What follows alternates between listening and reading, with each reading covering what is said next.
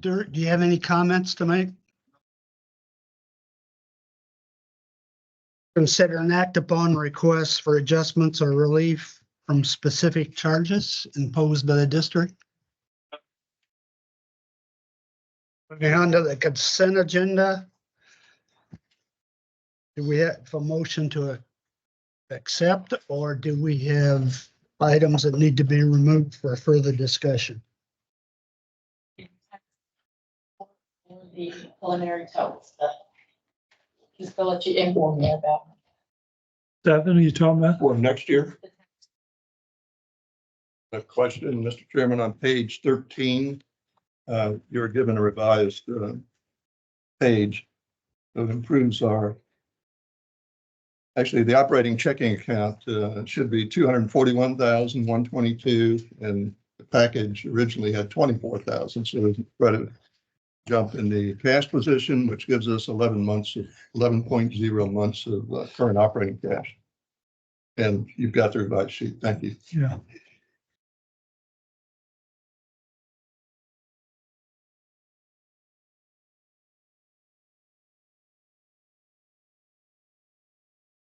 Any other items to be removed for discussion?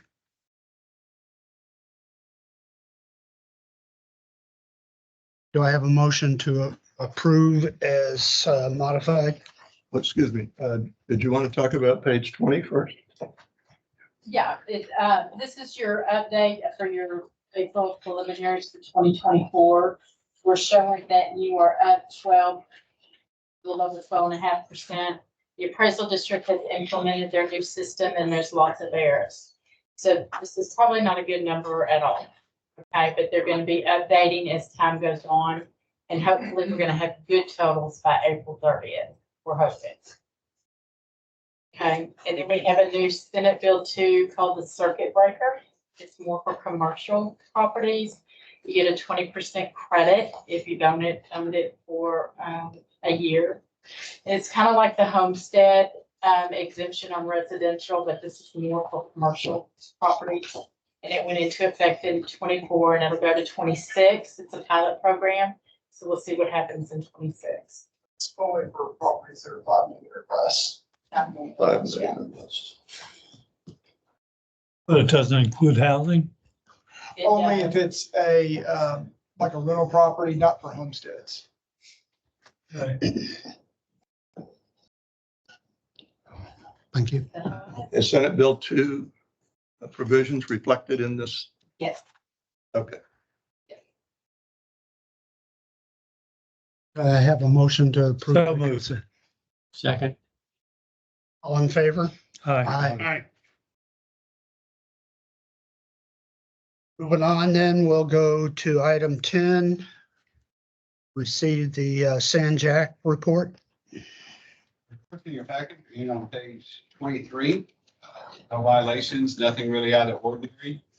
I just have one thing as a follow-up from last month's meeting. We talked last month about the EPA's asbestos ban and how at that time our chlorine vendor said we were affected by it, but we had follow-up conversations, and the GRP and Woodlands facilities do not get their chlorine from those facilities that are going to be converting, changing, possible shortages. So there was a potential either shortage or cost increase, but vendor came back and verified twice and said, no, your facilities do not use the asbestos process to create it. Just want to follow. So does that just mean you make a negative declaration back to them and it's done, or? Yeah. At this point, we just say, hey, we're good, keep going like you're going. We don't have to, we don't use asbestos in any case, our chlorine doesn't come from it, so it's just standard procedures. Yeah. That is all I have. Next item is to discuss potential funding alternatives related to Sanjack's division, Woodlands division, infrastructure projects. That was the item that we discussed last month, kept it on the agenda to offer any opportunity for further discussion. No action today. If there's any discussion needed, then we're happy to go through it. I did have a question. The number that was projected for 2035 under, if you kept it in the mud retail, water and sewer bills, was about $250 a month for a 10,000 gallon water and 6,000 sewer. Does that include inflation also estimates? Or is that Yes. okay? I'm just curious from a benchmarking or comparison, what we would think city of Conroe or other similar communities, what their water and sewer bills would be in 2035 with some sort of a reasonable inflation factor put into that. Not asking for an answer, just something I'm thinking about to help kind of put it in perspective. We definitely have that information currently, and we could project that out. Okay. And then if I I don't recall what the current monthly bill is for a 10,006. Do you recall? 104. Okay, good. That was my question. I'd like to see if we can't discuss a little bit further regarding this spreadsheet that was passed out where this was the option where the bonds were floated by San Jacinto River Authority. And it was, I've got this correct me if I'm wrong. Let's just start from zero. What does this mean? Let's just look at MUD 67. When it says 1222 in year 25 and 982 in year 35.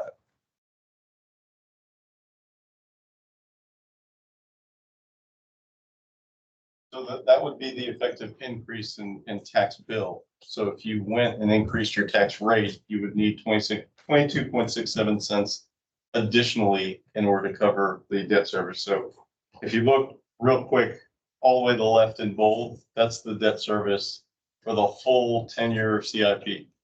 Now, For the Woodlands. correct, for the 10-year CIP, the 600 million-ish in infrastructure cost.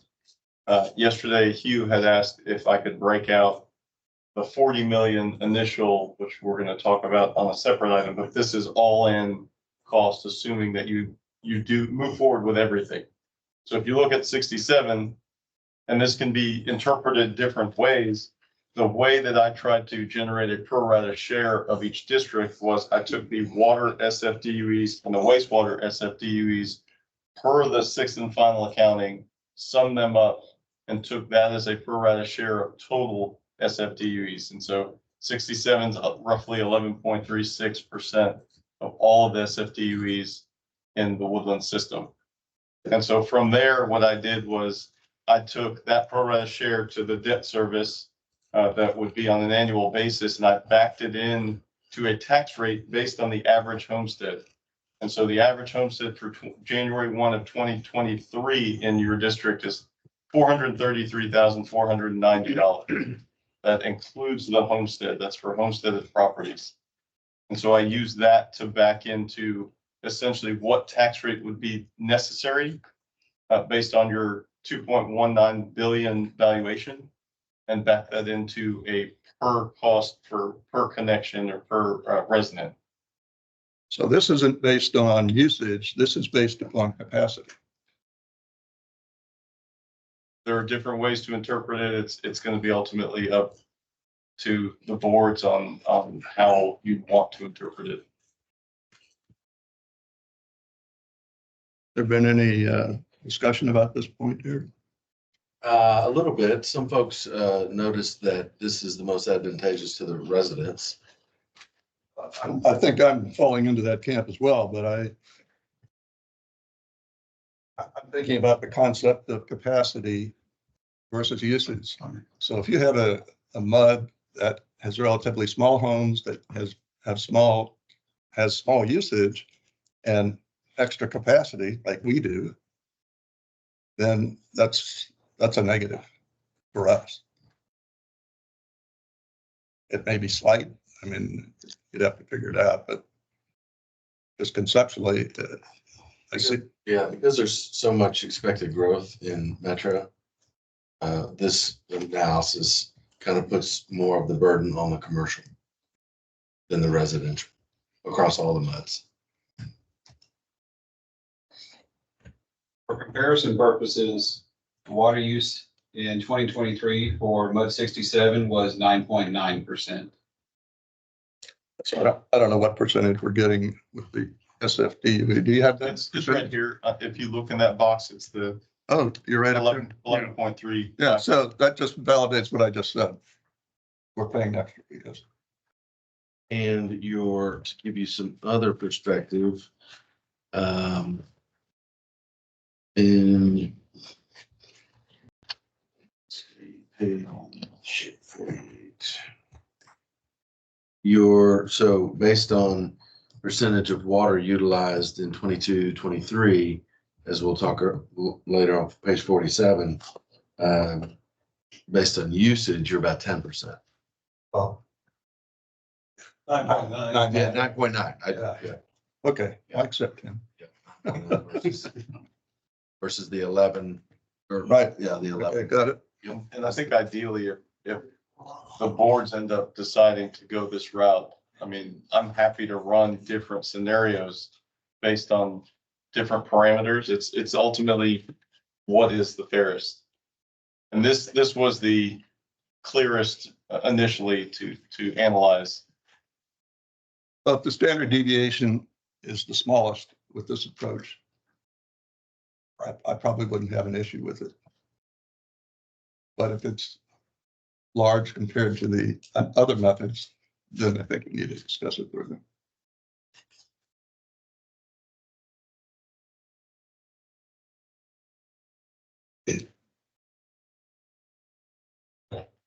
Thank you.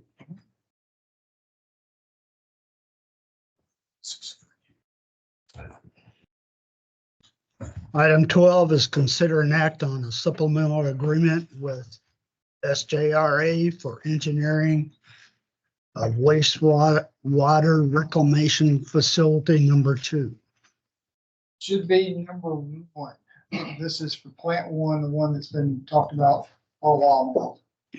This supplemental agreement was originally presented by the River Authority to the MUDs back in January. The initial request was for the MUDs to look at it in February and consider a vote in March. In March, we were presenting the 4 options for how districts could potentially pay for the full 10-year CIP plan. And so thought it was premature to have that on agendas for consideration last month. That discussion's happened. We've had a little follow-up today. So it's on the agenda for today for all the MUDs to consider. As a reminder, the supplemental agreement is to authorize the River Authority to issue up to $40 million in bonds, the first tranche we talked about the last several months, to pay for design and engineering for the new plant 1. The maturity schedule would be, I believe, over 30 years. The bonds would include 2 years of capitalized interest, and capitalized interest would pay the debt service on the bonds to give the districts a couple of years of runway to decide how the districts wanted to fund this tranche as well as future tranches. And if you decide to go rollback rate or increase your maintenance tax, flat fee, retail rate, whatever you decide to do, you've got some time to do that. 2 years, roughly 2 years from the time that the bonds would be issued. It would not, debt service necessary for these bonds would not show up in your wholesale rates for that period of time. So that's a recap on those provisions of it. Have been mentioned to each of the boards. In order to be in a position to take action on this supplemental agreement, each of you, as you vote, need to have come to the conclusion that a new plant is necessary. Now, there's been some talk about, well, do you go the new technology of MBR that was just discussed and decided on, recommended by the stakeholders, or do we reevaluate conventional treatment because of cost increases, what have you? River Authority has said that if you're moving, even if you're moving forward with the replacement of plant one, that can still be evaluated. But you do need to have eliminated the option of replacing or repairing individual components and allowing the current plant to continue to bump along for a period of time. If you're still considering that alternative, then you're not ready to vote positive or affirmative on the supplemental agreement. There was some discussion at the trustee meeting last week about some individual concerns about the cost of replacing components as opposed to the new plant. And so that's what the $50,000 on the net present value analysis is for, is to be able to see what that inflection point is when it costs more on a present value basis to do components as to push out the replacement period as opposed to going ahead and moving forward with a new plant. A number of directors have said they don't need that. They've already been involved with enough of the discussions, stakeholder group and otherwise, and they've already crossed that bridge. And they don't need another net present value analysis to move forward. But some directors do. So that's kind of an introduction to the item. I think all of us are happy to answer additional questions if you have them, and kind of open it up from there.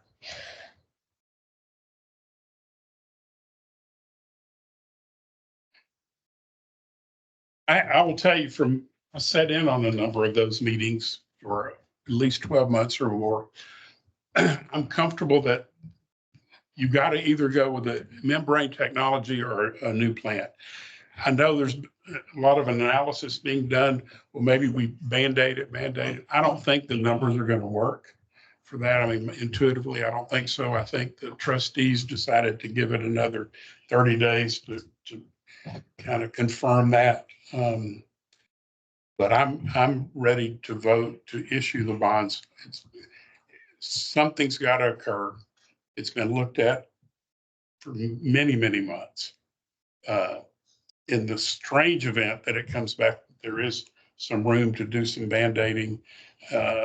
We still need to start the analysis, start the design. I think if I recall, you could come back and modify this, and those funds could be allocated to something. Purpose. Yeah, that could be done. It's just not impossible to do that. I was elected the representative for MUD 67 to attend those stakeholder meetings, and I think I attended every one of them. And it was a very thorough analysis, and there's some key decision points in my mind along the way. And one of the very first ones was, what's our time horizon going to be for this evaluation? Is it going to be 10 years, 20 years, 30 years, 50 years? And it was agreed that we should have a 50-year time frame. And that's the vision that was the basis for this thing. If you have a 10-year vision, a 10-year time horizon, decisions are totally different. So we established that early on. And I know there were a number of directors that were stakeholders that attended all the meetings, and totally now, my last calculation, well over 2 years now in evaluations, and in excess of $2 million from bonded funds that San Jacinto River Authority had to pay for that. And now we're adding, as someone said, we would add about $50,000 additionally, and we don't know how we're going to pay for that yet. At least I don't understand how we're going to pay for it. It'll be split up among the MUDs, I guess. To find out if delaying this and piecemealing some projects is the present value. If you delay this project 1 year, will it be beneficial to do that? Because it was presented to us at the last meeting, the trustee meeting, that the escalation rate on this project is approximately $1 million a month, not a year, a month. So that's a big number. And I think that's part of the reason that it's hard to get over. But I agree. We should take one more whack at this thing and make sure that everyone is comfortable with it, because you need 10 MUDs to make this work. If you have 9, who wants to pick up the 10th MUD's bill? I don't. So. And that brings up a question. If one or more MUDs do not approve, it's going to be funded by SJRA. This is just a funding mechanism through a bond fund. The MUD that chooses not to go this route is going to have to come up with. That's going to be. Cash, or it's gonna be- Authorities, they're going to be at a point that they'll have to decide what, contractual, process they go through at that point with a MUD that doesn't move forward. The cash call, if it's some other arrangement, I can't speak for that, but yeah, there will be additional. The work's going to be done, even if not all 10 MUDs agree. Doing nothing is not an option.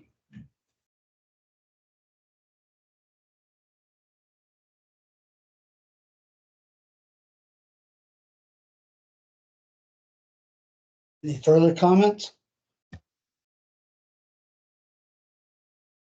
Well, it says consider an act, And, so. and I express my feeling.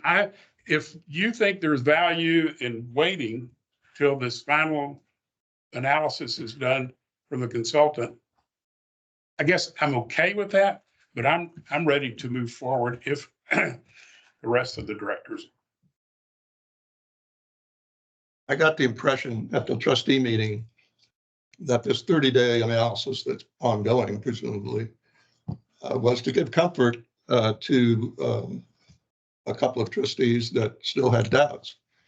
And in my mind, I had deferred this decision until next month, given the opportunity, for those last directors to take a look at that. So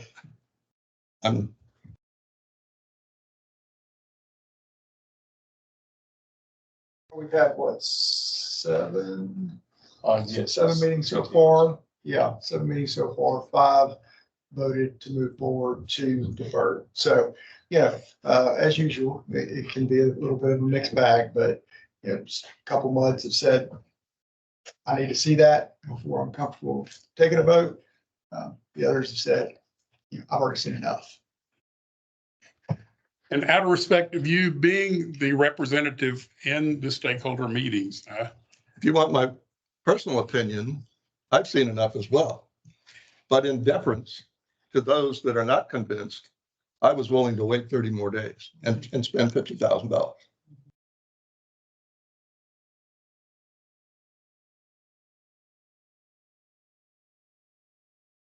That was the direction of the trustees to do that for districts that were still, on the fence or on the other side of the fence. So would it change our vote or my vote? If I saw that, for example, that the net present value said, well, we can defer this for a year. The ones that had doubts probably were still going to say no. And, but I agree with you. We need to get churning here. We're spending $12 million a year by waiting. I agree with that. I do. Yeah.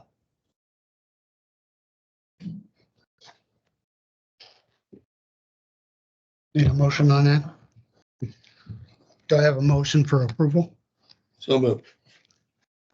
Second, All in favor? Thank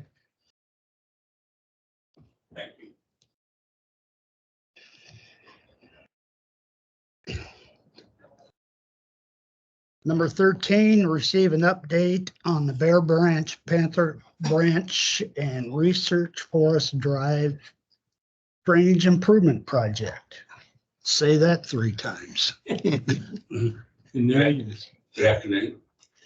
We've received a cost estimate from the consultant as of Friday of last week.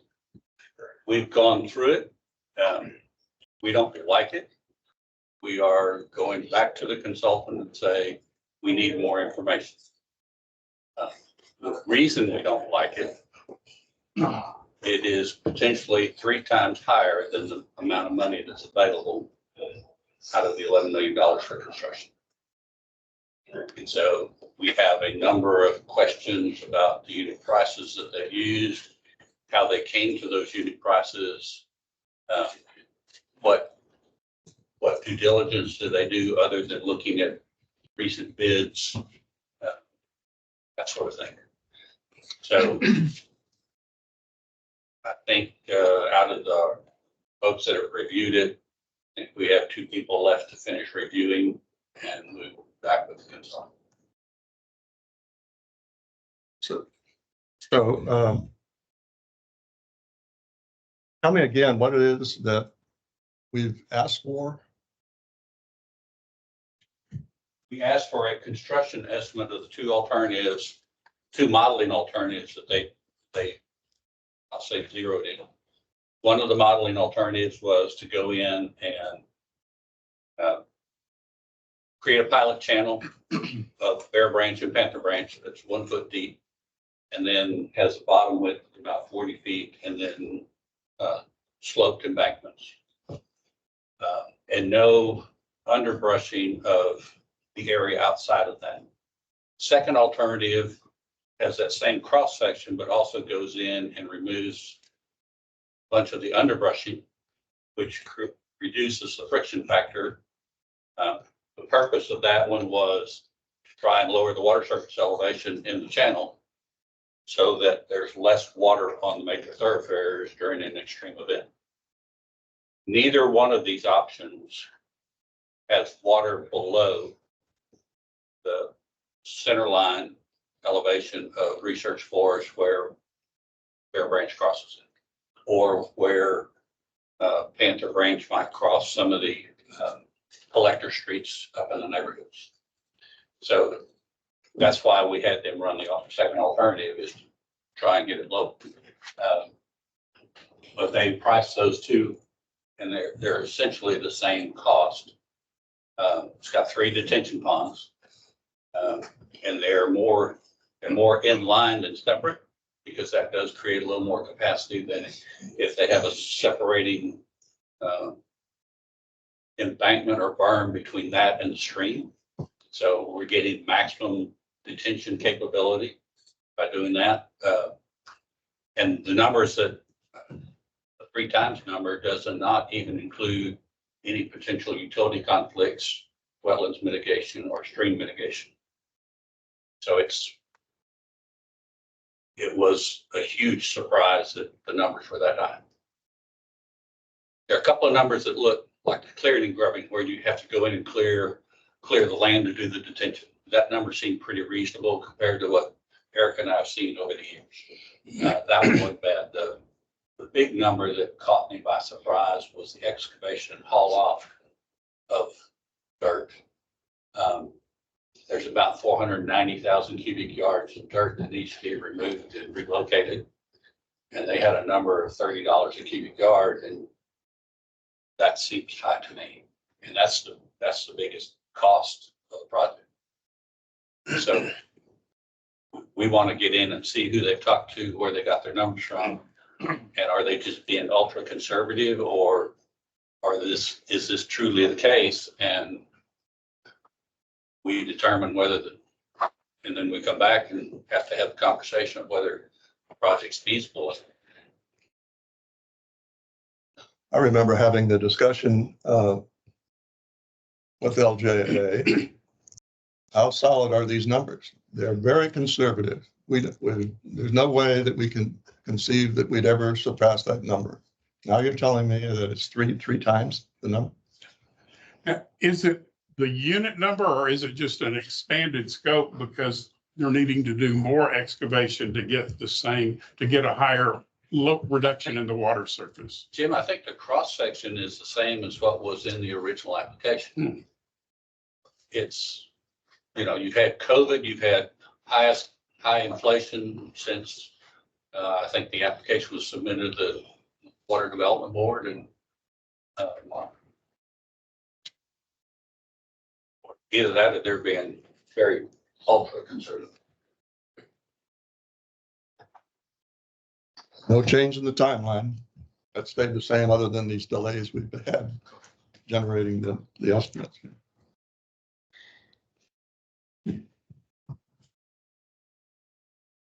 Let us know. Yes, sir. We were not happy, to say the least.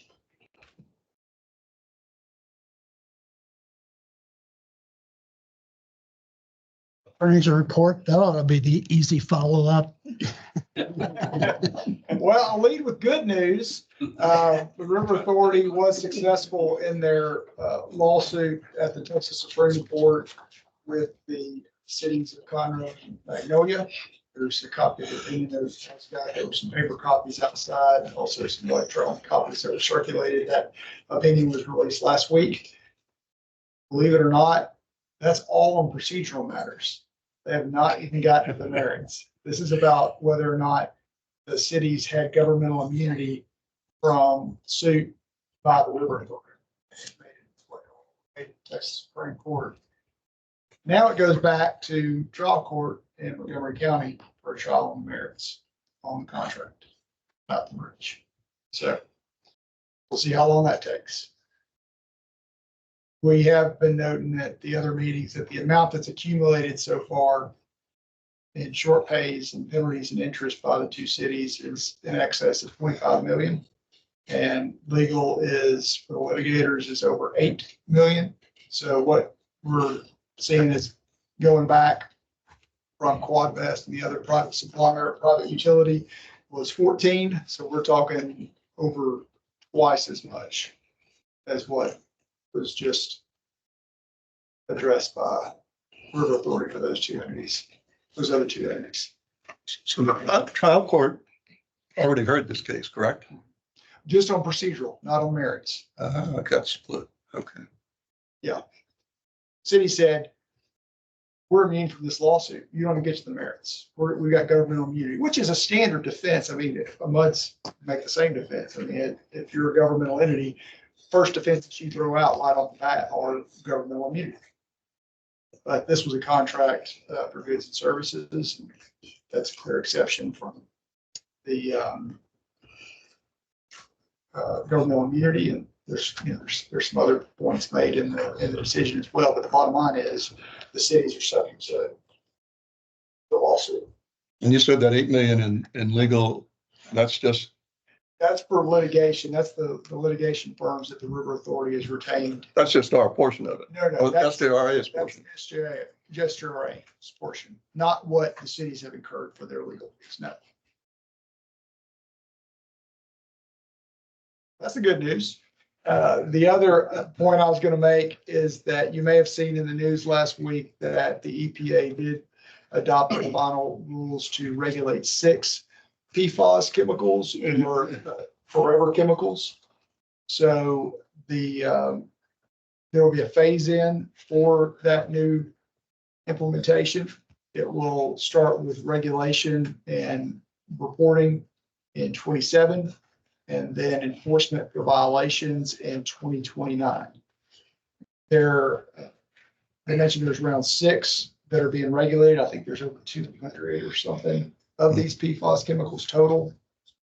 There's been some initial testing by Woodlands Water in the distribution system and by the River Authority at the surface water plant and at the wastewater treatment plants for some PFAS chemicals. I don't know if it's the 6 that are going to be regulated or not, but so far all indications are there's not elevated levels in Woodlands water. And some of those reports that have come out, they've speculated that cost of implementation of these rules, both testing and treatment, could exceed $1.5 billion a year nationwide. So more to come on that. We're digging into the rule. It just came out final last week, and we'll probably have more discussion on that in the months to come. Did the That's all. city of Conroe declare bankruptcy? I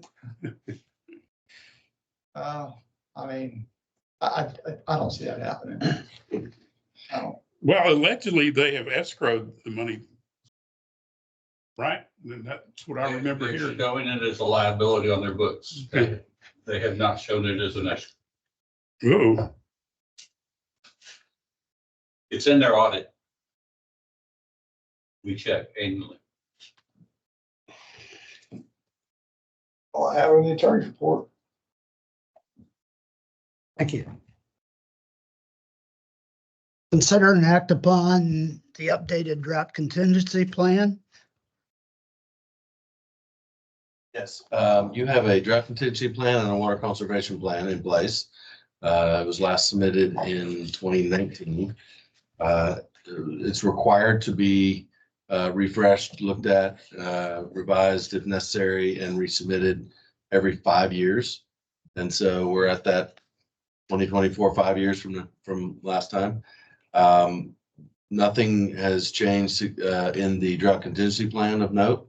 The triggers are the same. Everything is pretty much the same. The water conservation plan, there were some changes. If you recall, back in 2019, the AMI meters, we didn't have those. So that's been added and updated, as well as the public outreach on water conservation that we've implemented over the last year and a half now. So those have been updated. Those items have been updated in the water conservation plan. So it is due to be submitted by May 1. So we'll need a motion to approve. Both or just the water conservation? so moved. Air second. Second. All in favor? Aye.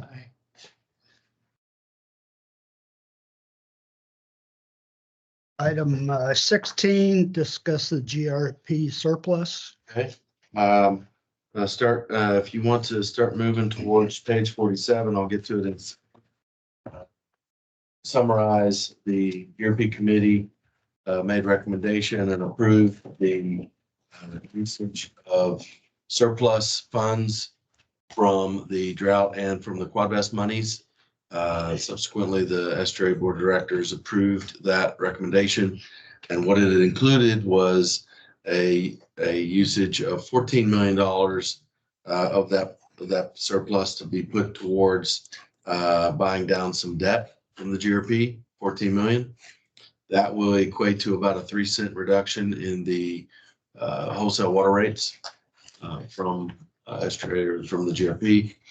And then an additional 12 million was designated to be credited back to the GRP participants. And that's what you see on page 47 is a breakout of how the 20 million and what the Woodland share of that is at 3.18 million and 67 share at 9.9% roughly is about 316,000 would be coming in as a credit. We have reviewed the credit memo from estuary and we plan to process that under your April financials. So you'll see that credit in April or next month. Got a question for SDRA. Yes, sir. How did you arrive at the 14 million for debt reduction? We took the 12 million that Quadvest and Woodland Oaks had paid, along with some some funds we had in the debt service reserve that were owing to what was necessary. And that's how we developed the 14. So Quadvest and Woodland Oaks paid up right at just short of 12 million. And so we took that 12 plus an additional 2 out of the debt service reserve. So the remaining 12 million were collected from all 80 MUDs, including Quadvest. Yes. So is Quadvest going to get a refund? Yes, sir. They're current. We do have a couple of GRP participants that are not current. Current in the sense that they did not report in 22 or 23, and so they don't get a credit.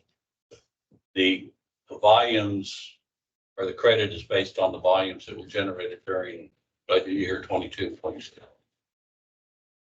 So then further, how did you allocate the 3.1 million to the Woodlands? You are the Woodlands division, both surface water, groundwater is roughly 26% of the total of what the 80 participants use. And so, For the 2 years. yes.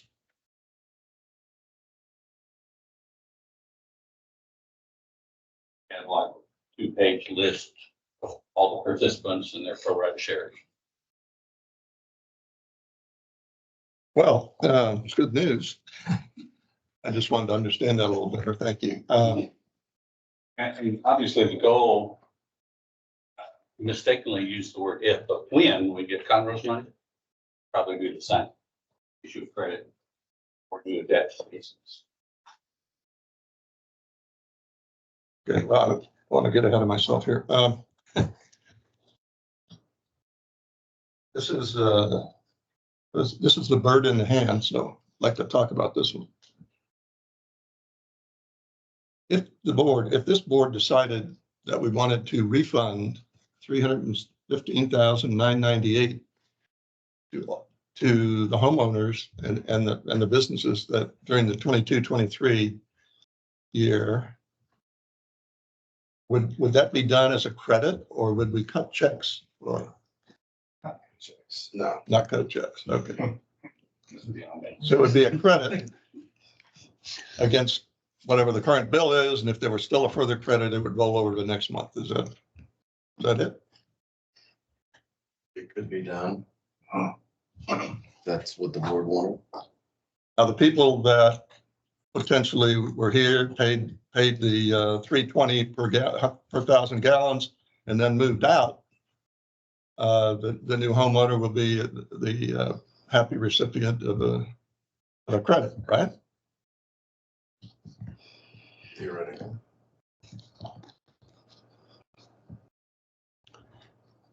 Well, in my mind, the only way that money got there was collections from the users, all the meters that are hooked up. So unless there's some overriding need at the MUD level, MUD 67 level, and we're not going to vote today, obviously, right? That's what I heard, right? I would just like directors to think about that. And I don't know what the other boards are thinking, but those are my initial thoughts. Yeah, the funds would go into general operating, and you would most likely want to look at where your reserves are at the end of this budget cycle, and as you're building your reserves or building your budget for next year, you would kind of look at that and see where it is. As I mentioned to the boards and to 67 at the last budget setting last year for this year. I feel it's very important that we look at our reserves. Now you're in pretty good shape at 11 months. That's pretty decent. But we also have a significant amount of aging infrastructure coming down the pipe, in addition to the SRA stuff, but also your own facilities. So we'll need to be looking at that. And I'm not saying that to say that we shouldn't do what you suggested. I'm just saying we need to make sure that we look at the whole picture when we're considering where that goes. I hear what you're saying, and I've had those thoughts. I don't have a problem with waiting another few months, 3 or 4 months to figure that out.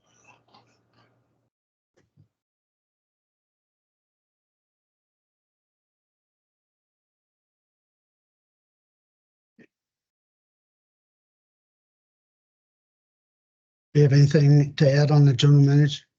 Well, that was GRP, that was 16. 17, I have a couple things just to point out. Some minor things. Go ahead. Oh, okay, thank you. In your report, or in your packet, there's a couple items. We included a couple customer Did they thank call you yous, back? from some residents, and we like to show those, and share those. Wanted to point out the township proclamation that was made in honor of Bruce Cunningham. March 27th is Bruce Cunningham Day. We thought that was very nice. Want to point out tomorrow night is AWBD is hosting or holding a spring seminar. The presenter will be Mike Turco, General Manager of Harris County Subsidence District. So myself, Shelley, and a couple of directors from across the MUDs will be attending that. I think there's still time to register if you need to. But that's going on soon. Let's see, wanted to point out some building improvements. We did complete the roof replacement. So that's done. Unfortunately, last week's storm caused a little bit different issue, and we had some water intrusion coming from not the roof, but another issue that we have to deal with on the balcony up here above us. But so we'll be dealing with that and working through that. I wanted to point out some the new map that is on the wall there. You can kind of see the old version and the new version. The old version's behind Adam and Brian. The new version, that's a dry erase style, so we can write on that. We're getting some dry erase stuff for future. You'll start seeing similar adjustments around the common areas and around the public areas that we're going to add in as we go. So we can start seeing some of that as well. And then lastly, I'd like to pass it on to John for outreach report. News, page 54 is your communications report for the month. I want to briefly touch on a couple items within that. We do have election information up on the website. It sent out Bill Stuffer last month. Emails and social media just on when and where as far as the election goes. Just want to underline that all the information that we posting is coming directly from the Montgomery County Election website. We're pointing to that website for more information. And we do have files that we had loaded up for a while under the direction of council. There's that. And then on page 56, just an update on the schedule with the Hallway of Communications consultant. That process continues to move forward. We have a strategic plan in place. The next step is for the River Authority Board to vote and hopefully approve the second work order, which will fund phases 3 and 4. That process, that means we'll actually start implementing what's in that strategic plan. So if things go according to schedule, you'll see implementation begin early next month, and we'll be reporting back to you regularly on our progress. Any questions? Thank you. Thank you, Jen. One question, we talked last month about sending out an e-blast regarding the election. Has that been done for MUD 67 yet? It has. I did not get mine. You getting the regular weekly emails? Yeah. Was it embedded in that or was it a separate? Both. You should have got a standalone Okay. as well. We'll send out another one. I'll double check. Maybe I missed it. Mm-hmm. And then, yeah, we will be sending out another standalone in advance, and we'll have that in the weekly, another social. Okay, good. Thanks. Just a comment, I've been out walking around with a lot of paper in my hands, but I did find that a number of people have no idea where to vote.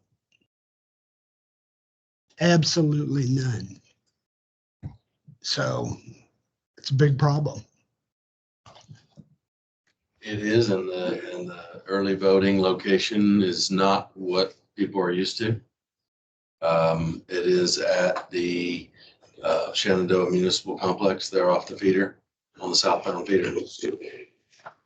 And actually, you can vote anywhere in the county in early voting. That's just the most convenient That's the for closest. for a Woodlands. Believe it or not, Yes. that's right. You can vote anywhere in early voting in the county, but election day, you have to go to your designated precinct, which is.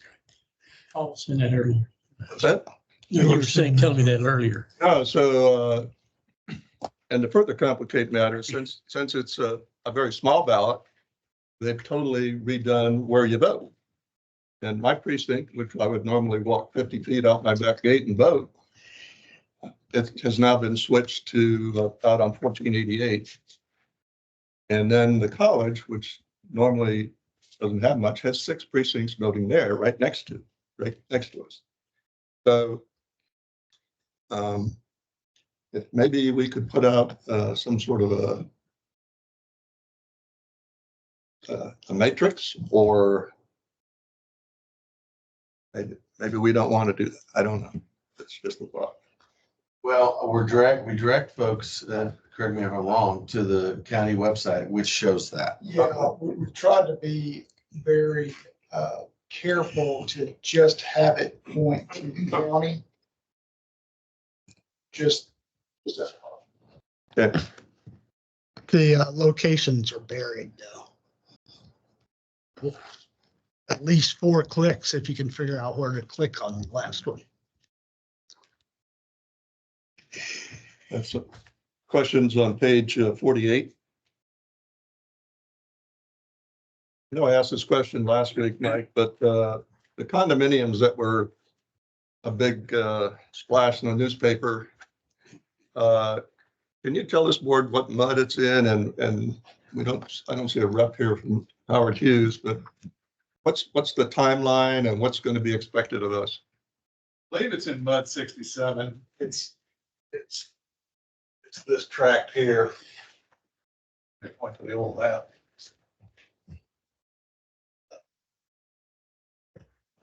Yep, that's this tract right here.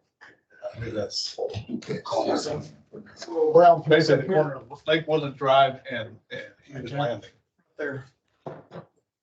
Woodlands County and Lake Woodlands Drive and across the street from Hughes Landing. It's right as you come across the bridge from North Shore Park. Okay. Coming east. You look across that area that still has trees over toward the island. It's that piece of land right adjacent to Lake You'll Woodland. see it But you from look Mitchell Island across if you're to see looking the island. what's the timeline on that? It's 111 units. I don't even have plans yet. By the pre-sale number. Yeah, the a lot of articles, value. Pre-sale number they've already sold. the articles have said That's why my ears popped up. Yeah, half are sold and the value is 250 million. yeah, estimated value. Half of 111. Million. It's about 11 room, got a restaurant. We're gonna need some infrastructure, so we need to do some planning, so we'd like some We time. got lines stubbed out on that. We got sewer on that track. Okay, Yeah. It's been there a long time ago, but it's there. do you see anything significant? No, I saw the surveyors out Beyond there, that? they were shooting elevations, popping manhole lids, and nothing was brought to our attention. We actually let them out there to show them where it had. But I think the answer is there's no significant infrastructure MUD 67 is going to have to Doesn't fund to get this project going. Okay. So it'd be a significant assessed value But add.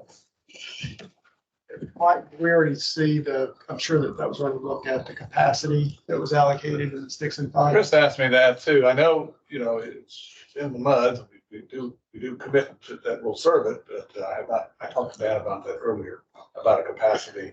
At SFD, he said he has not done that yet, but he will. Okay. Yeah, that we need to get out in front of. We have excess capacity. The question is it enough?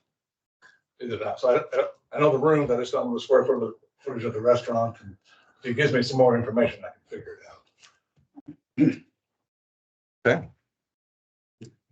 And then on page 49, on the sanitary sewer evaluation, I see North Pentrygate in there, which I know is in MUD 67. Is this that charge, the check we wrote for 370,000 during the last month? That was part of a $1.2 million contract? Is that what I heard you say last week? That's correct. So 67's got a little portion of it. I don't think it was a whole lot. Go back and look. I don't think you and MUD 46 didn't have. MUD 6 and Metro had the biggest share. Okay.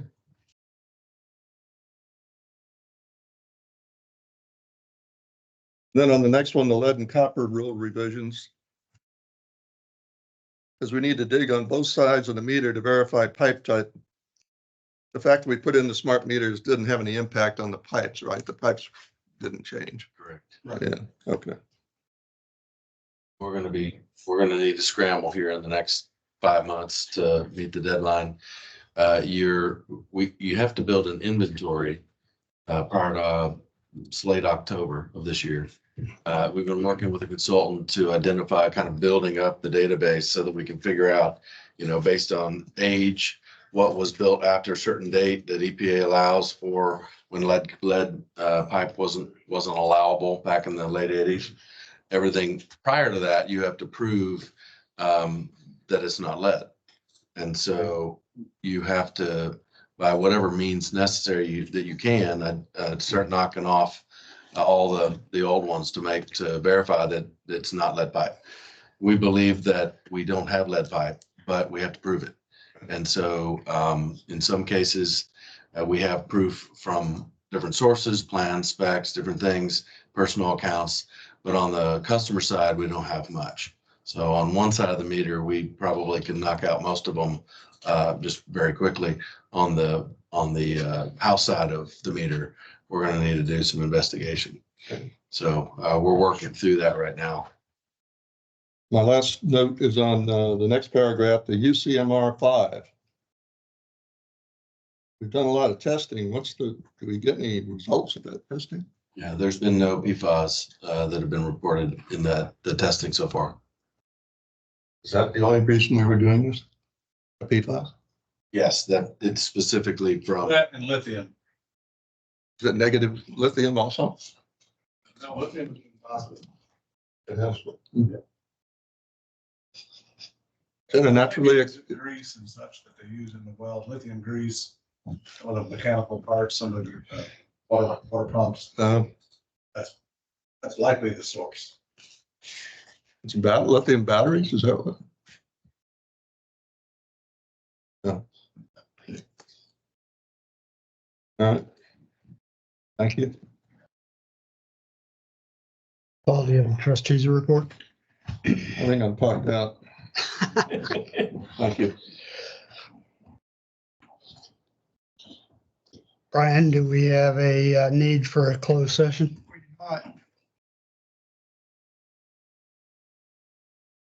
Any items for replacement for placement on the future agenda?